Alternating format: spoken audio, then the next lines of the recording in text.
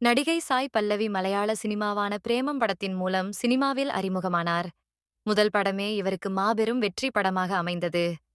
மலர் teacher என்கிற கதாபாத்திரத்தின் மூலம் ஒட்டுமொத்த ரசிகர்களின் மனதிலும் இடம் பிடித்தார்.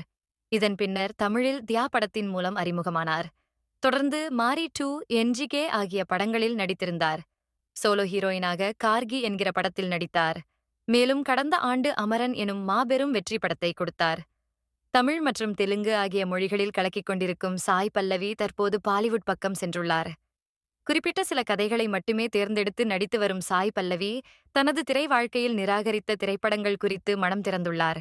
அதன்படி விஜயின் லியோ திரைப்படத்தில் த்ரிஷா நடித்த கதாநாயகி ரோலில் முதலில் நடிக்கவிருந்தது சாய் பல்லவிதான். ஆனால் அந்த கதாபாத்திரம் தனக்கு ஏற்றதாக இருக்காது என்று கூறி அப்படத்தை நிராகரித்து விட்டாராம். அதேபோல் அஜித்தின் வலிமை, விஜயின் வாரிசு ஆகிய படங்களிலும் கதாநாயகியாக சாய் பல்லவி நடிக்கவிருந்துள்ளார்.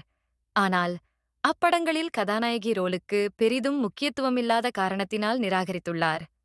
இவ்வாறு மனம் திறந்துள்ள சாய் பல்லவியின் இந்த தகவல் தற்போது காட்டுத்தீ போல் பரவி வருகிறது. மேலும் இவரின் ரசிகர்கள் விரைவில் அஜித் மற்றும் விஜயுடன் நடிக்க வேண்டுகோள் விடுத்துள்ளனர்.